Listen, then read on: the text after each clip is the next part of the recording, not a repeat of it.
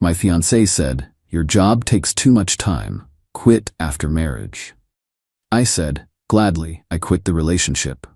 She found my goodbye letter on the wedding day and panicked. I, 32 male, was supposed to get married 6 hours ago. Instead, I'm sitting in a sterile hotel room 300 miles away from that life, nursing a cup of machine-brewed coffee that tastes like disappointment. My phone is off. My suit, still pristine in its garment bag, hangs on the closet door like a silent accusation. My fiancée, Catherine, 29, has probably found the letter by now. I can picture the scene, the flurry of champagne-fueled excitement in her bridal suite, turning to stunned silence, then to shrieking rage. Her mother would be fanning her with a schedule, her father's face turning a dangerous shade of purple. The thought doesn't bring me joy. It just brings a profound, hollow sense of finality. And relief. Overwhelming relief. To understand, you need to understand my job. I'm a lead environmental artist for a major video game studio. I don't just play on the computer, I build the digital worlds that people live in. It's my passion, the thing I've worked for my entire adult life. It's also demanding. Before a big launch, the crunch is real. Long hours, weekend work. It's a part of the industry I've never hidden. Catherine and I were together for 4 years. She was vibrant, funny, and ambitious, but she always treated my career like a temporary quirk, a hobby I'd eventually outgrow. She called my state-of-the-art workstation my toy box. The complaints were subtle at first, a sigh when I had to take a late call, a joke about my nerd cave of an office. The joke stopped 3 months ago. We were going over the astronomical catering bill. "You know," she said, tapping her pen on an invoice, "once we're married, this all has to stop." I looked up. "The catering bills? I agree." "No, Patrick." Her eyes were cold. "Your job. I need a husband who is actually present. I want the life my friends have. Their husbands are in finance or law. They come home. They don't spend their nights building fantasy castles on a screen. For your own good, you need to find a real career." The phrase, "for your own good," hit me like a physical blow. It was the same phrase she used when she convinced me to sell my motorcycle, too dangerous, or give up my weekly poker night, a waste of time. I realized she wasn't building a life with me. She was renovating me. The final straw landed 2 weeks ago. My team's last project was a massive success, and I received a significant project lead bonus, $35,000. I came home beaming, holding a bottle of Dom Perignon. She barely looked up from her phone. "Oh, that's nice," she said. "We can put that toward the down payment on the house in that suburb I like. See, you won't need to work so hard for much longer." She didn't congratulate me. She didn't acknowledge the 18 months of brutal work I'd put in. She just saw my success as another brick for the life she was building, a life I was no longer sure I wanted to live in. That was it. The love I felt for her curdled into a kind of horrified clarity. I agreed with her. "You're right," I said, my voice even.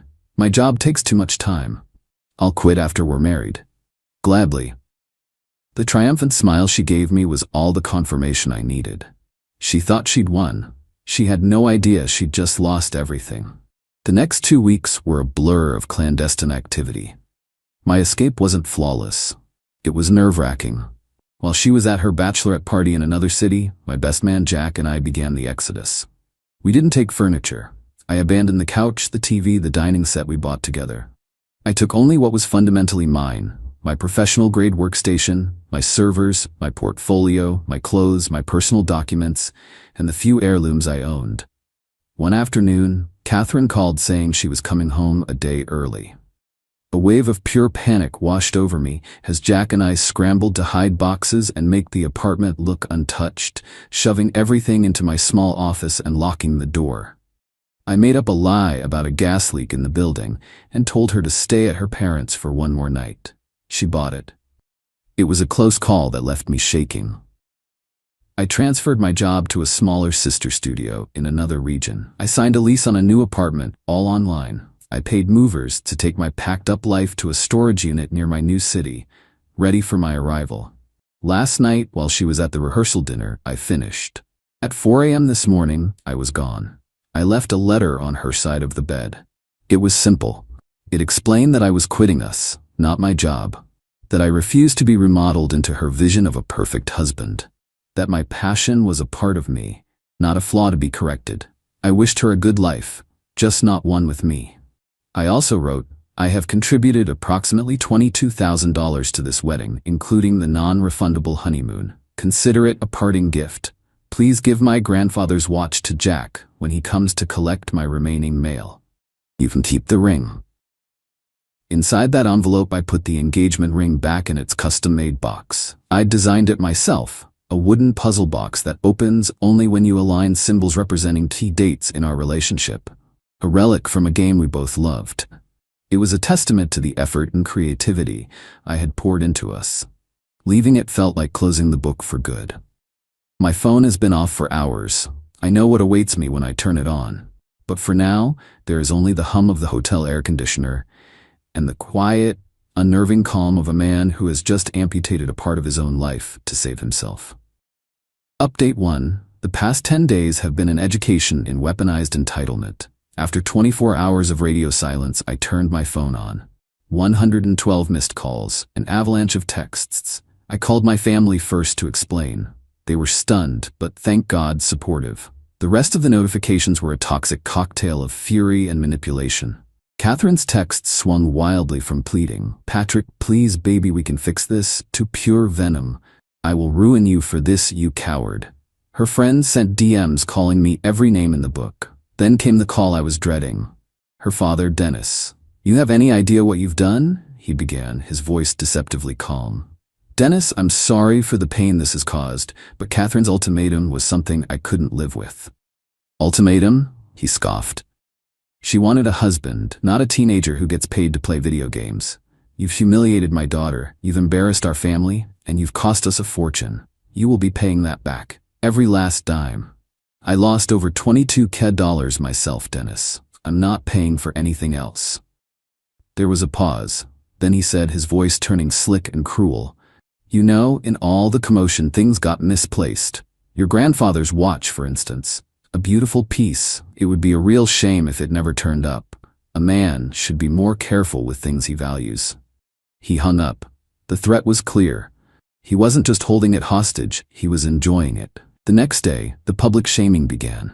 Catherine's sister posted a heavily edited, teary-eyed saga on Facebook about how I suffered a sudden and tragic mental break, leaving my angel of a sister at the altar. The story conveniently omitted any mention of the demand for me to quit my career. It was masterfully done. I was painted as unstable, cruel, a monster. My instinct was to fire back, to post screenshots of the texts, to defend myself. Jack, my rock through all this, talked me down. "Don't get in the mud with them, Patrick. They're banking on an emotional reaction. Go cold. Go strategic." So I did. I spent a day gathering every receipt, every bank statement, every email related to wedding expenses. The total came to $22,450. I hired a lawyer, a sharp, no-nonsense guy named Mr. Alexander. I didn't want a war. I wanted a clean extraction. Mr. Alexander drafted a formal demand letter. It was polite, professional, and utterly ruthless. It detailed my financial contributions and formally requested full reimbursement. It also demanded the immediate and safe return of my personal property, specifically citing one vintage Omega Seamaster wristwatch. It gave them 15 business days to comply before we filed a civil suit. We sent it via certified mail. The response was silence. The social media posts stopped, but they didn't comply. They didn't return the watch. They just went quiet, letting the deadline pass. They were calling my bluff. They thought I'd eventually get tired and go away. They still don't know who they're dealing with. Update 2. The legal system moves at the speed of a glacier. The past few months have been a frustrating crawl of legal procedure, designed, it seems, to make you give up out of sheer boredom and expense. But they misjudged my patience. After the deadline on our initial demand letter passed, Mr. Gay Alexander filed a suit in civil court. The petition listed everything: the $22,450 in shared wedding expenses, the return of the $18,000 engagement ring, a conditional gift, and the return of my grandfather's watch. Their response, via their newly hired lawyer, was a masterwork of gaslighting. They claimed my financial contributions were gifts, with no expectation of reimbursement. They argued the ring was a gift to Catherine to soothe her emotional distress from the broken engagement. And the watch? They claimed it had been regrettably misplaced during Catherine's move out of our shared apartment, and they had no knowledge of its whereabouts. It was infuriating. It was lie after lie, wrapped in legal jargon. "This is standard procedure," Mr. Alexander told me, his voice calm over the phone. "They will deny everything and hope we don't have the stomach or the funds to push it to discovery. Our next move is to force the issue." A month ago, my new address, which I had foolishly given to Catherine's brother Jerry during a misguided attempt on his part to mediate, received a package. No return address. Inside was a small padded envelope. My heart hammered against my ribs. I opened it. It was the puzzle box. My beautiful, custom-made ring box. It was in pieces. The wood was splintered. The delicate moving parts snapped. It had been smashed deliberately and with force. There was no ring inside, just the wreckage. There was no note. They were smarter than that this time. This was a message, a spiteful, untraceable, "Screw you." It was designed to hurt me without leaving a fingerprint. I felt a surge of cold fury, but I knew this was still just my word against theirs. I sent photos to Mr. Alexander. "This is malicious," he said, "but it's not proof they have the watch. It just proves they are vindictive children. We need to get them on the record. I'm going to propose a pre-discovery settlement conference." The idea was to get them in a room with their lawyer and see if we could provoke a mistake. Their lawyer agreed, likely seeing it as a chance to intimidate me into a lowball offer. The meeting was set for last week. It was just me, Mr. Alexander, their lawyer, and Jerry, who their side put forward as the family representative to keep the emotional Catherine and blustering Dennis out of the room. It was a tactical error that would prove to be their undoing. Final update. It's over, and the ending was better than I could have scripted. The settlement conference took place in a sterile room at a neutral law firm. Their lawyer was exactly the type you'd expect, slick, overconfident, and radiating condescension. Jerry sat beside him, looking nervous but trying to project an aura of control. Their lawyer opened with a pittance of an offer, $5,000, and we walk away from everything else. A gesture of goodwill, he called it. Alexander just smiled faintly and pushed the offer back across the table. "We're not here to discuss gestures. We're here to discuss the full reimbursement of $22,450, the return of the $18,000 ring, and the location of my client's irreplaceable family heirloom." Their lawyer reiterated that the watch was lost. This was the moment Mr. Alexander had been waiting for. He leaned forward, his focus entirely on Jerry, not the lawyer. "Jerry," he said, his voice soft and reasonable. "Patrick is a reasonable man. He understands that things can happen in a stressful situation. Accidents occur. All he wants is the truth. What happened to the watch?" Jerry glanced at his lawyer, who gave him a slight nod, confident in their story. "Like we said," Jerry said, finding his footing. "It was misplaced. We don't have it." "So to be clear," Mr. Alexander continued, "you're stating that your sister packed her things, that the watch was not among them, and it was lost. You are prepared to state that under oath in a deposition?" Jerry puffed out his chest a bit. "Yes," Mr. Alexander nodded slowly. "That's a shame, because a broken watch is one thing, but lying under oath, perjury, is a serious crime." He paused, letting the word hang in the air. "Jerry, I'm going to ask you one more time. We know Catherine was emotional. We know she was throwing things. We know boxes were dropped. Accidents happen. It would be much better for everyone if an accident was what occurred, wouldn't it?" He was offering him an out, a chance to change his story from a malicious lie to a lesser offense. Jerry saw the daylight and, without consulting his stunned lawyer, he took it. "Look," he said, exasperated. "Fine. It wasn't lost, okay?" She was furious. She was packing his remaining junk, and she threw a box against the wall. The watch was in it. It broke. It was an accident born out of distress. Are you happy? The room went silent. Jerry looked triumphant, as if he had finally won the point. His lawyer's face went pale. He subtly closed his briefcase. He knew the game was up. Mr. Alexander leaned back in his chair. "Thank you for your honesty, Jerry. You've just confirmed that your family was in possession of my client's property, willfully destroyed it, and then conspired to lie about it in a legal proceeding. I believe we're done here." They had admitted to everything, on the record, in front of their own counsel.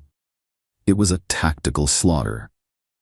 Their lawyer called Mr. Alexander the next morning. They agreed to all of our original demands to avoid a public court case and a deposition where Jerry's and Catherine's contradictory stories would be exposed. 2 weeks ago, the funds landed in my account. $22,450 for the wedding costs, plus another $4,500 for the full replacement value of the destroyed watch. A separate check paid Mr. Alexander's legal fees in their entirety. A courier delivered a small, insured package containing the engagement ring. The smashed puzzle box was not included. They had likely thrown it out, which is a mercy. The final text from Catherine came last night. A long, bitter tirade about how I was a cold-hearted monster who sued her grieving family for money. It ended with, "I hope you and your stupid computer games are very happy together. You threw away a perfect life." She still doesn't get it. She never will. She isn't sorry for what she did, only that she was held accountable. I read the message, felt a flicker of the old sadness, and then deleted it. I blocked her number, her father's, her mother's, Jerry's. A digital cleansing. I sold the ring. I put the settlement money and the ring money together and closed on a condo last week. It's mine. The view is of a park, not a parking lot. My workstation is set up in a spare room with great natural light. For the first time in years, my home feels like a sanctuary, not a battleground.